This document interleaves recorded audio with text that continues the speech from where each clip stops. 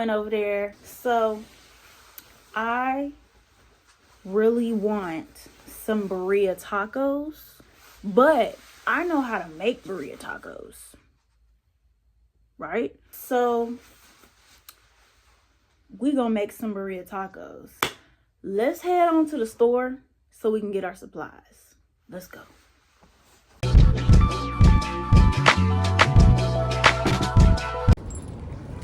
Okay, y'all, so today's recipe is gonna take you like a minimum of 4 hours, but it's not a whole lot. It is a lot, but it's not a whole lot. It's worth it. Okay, so here I am at the Mexican Mart. I really just came here to get my tortillas and my peppers, but if you choose, you can get really everything you need, more than likely, from the Mexican Mart.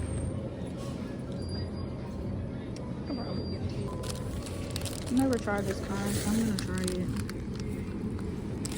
I need some light over here.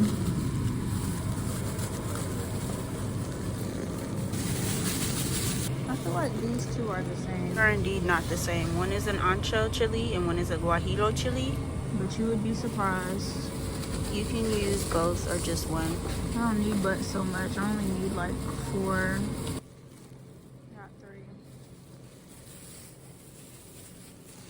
And let's get our cheese. Got pig feet, pig ears, pig stomach, and then I got chinchillas. I'm just looking at it now. I really don't want to get my meat from here, so I don't think I will.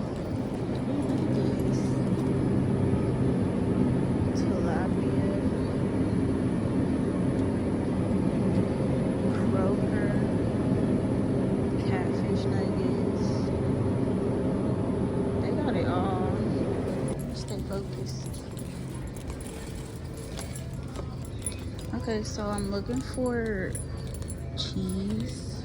I think I don't see it. Wait, right here. The oxalka. I don't know how to say it. That's what I'm going with. And I think that's it from here. Okay, let's go. Before I start picking up some more stuff.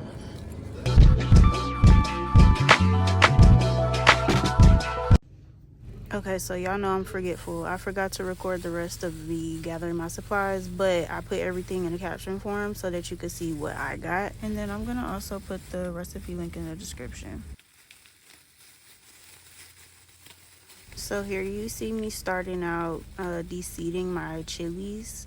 Like I was saying before, you can do either or both a guajillo chili or ancho chilies.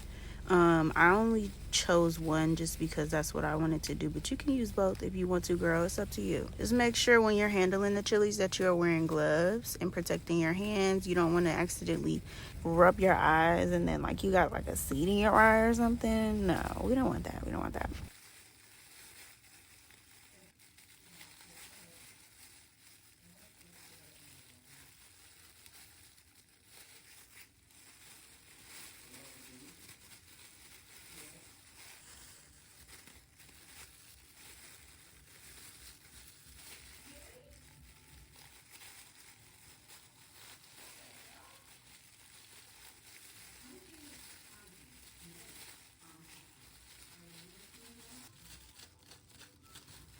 These mugs got a lot of seeds in them, but just make sure you get them all. And then once you finish de-seeding them, you can either put them to the side or you can go ahead and rinse them off so you can get ready to put them in your pot. I don't know why I got so many of these. I didn't even use all of these. I used literally about 6, and then the rest of them I saved for later. I don't know what I'm gonna do with them, but I saved them for later.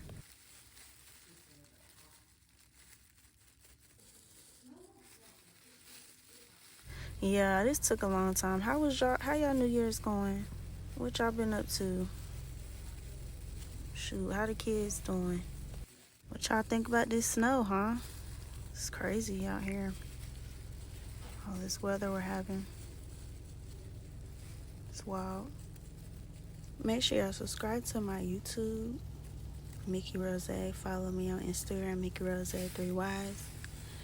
And find me on TikTok if that's still around. Mickey Rose as well. When you finish, make sure you don't touch your gloves with your bare hands. Peel them off just so you know you don't have to touch them.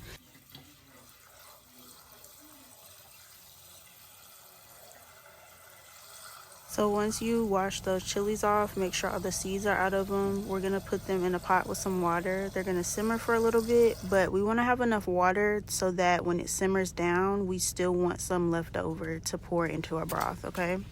So we're going to cut 2 Roma tomatoes in half, put them face down on the pan. We're also going to quarter a white onion and put that face down.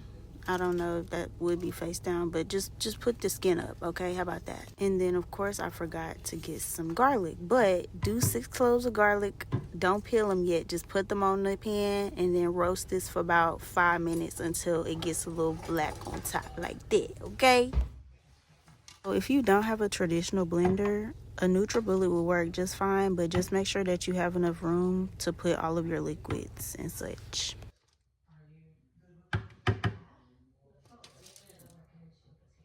So to the blender, add your tomatoes, add your onions, and then peel those garlic cloves, add those too.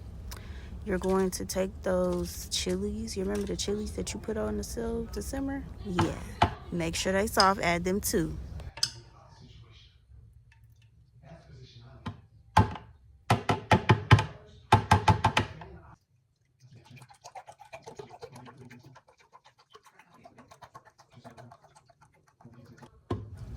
So anyway, we're gonna do 2 cups of unsalted beef stock. We're then gonna add some of our chili water from earlier. I done made a mess, honey, made a mess. Do a cup of that, add it to the blender with our seasonings. I have put them here on the screen, whoop whoop. It's pretty evident, I'm not big on measuring cups, but I mean, I use them when necessary. If you don't feel like you need them, you don't feel like you need them, but if you do, go ahead and get them. Don't be overdoing it with the cinnamon and not enough cumin. So mix this for about 2 minutes on like a medium high. You want everything to be blended well into a liquid.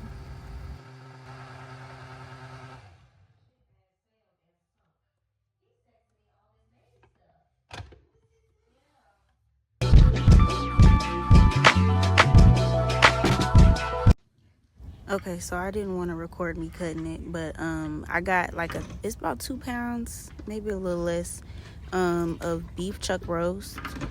This is for like 6 people, so I didn't really need a whole lot, but like it would be difficult to adjust the recipe for like different types of meat and then also different sizes. You can like double or lessen the recipe also depending on what you feel like it needs more and less of. So we're gonna put that broth in there on top of our meat. You can also brown the meat if you prefer, but I did not. And then I added 2 bay leaves and put it in the crock pot to cook for 4 hours on high.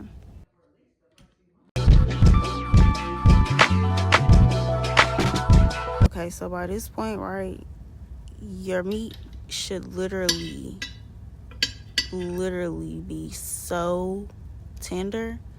It should just like, watch, like I didn't add no force today. This is a small piece, but it should literally, you should just be able to pull it off and like, okay, all right, but you know, you get it. So you're gonna shred it up. If you got time, I would recommend dropping it back in the crock pot for another hour. Just let it, just hear me out. Just trust me, okay? Just trust me.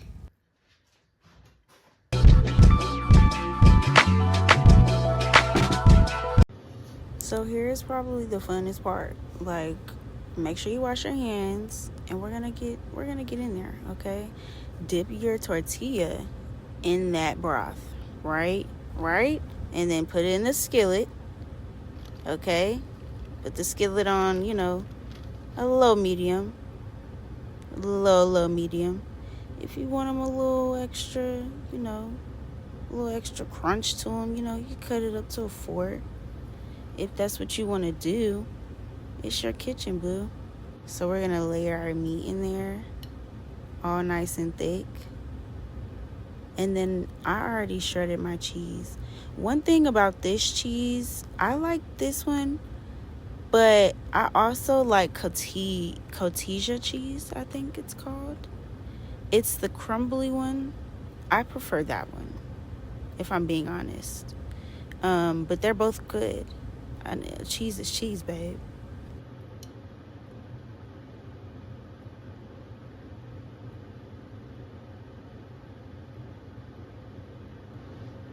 So here we go. We're gonna just layer that cheese.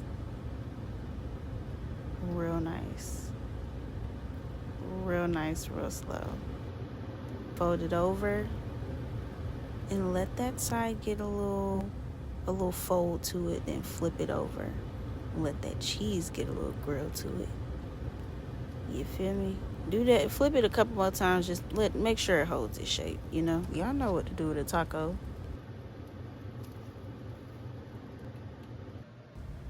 There it is, boy. Of course the camera didn't want to focus. Hold on, because the cinematic doing this job, ain't it? Yeah, baby. Okay, let's get that lime action in there. Get that lime action in there. And this was where, if I had some, I'd throw in some cotija. You could also throw on some cilantro and some diced onions if you prefer. I don't need all that, babe. If you making or eating some burritos, what's your preferred toppings? Let me know in the comments. Thank y'all for stopping by. I hope y'all enjoy Quesadillas in the Chaotic Kitchen. And I'll see y'all next week. What y'all want me to bring?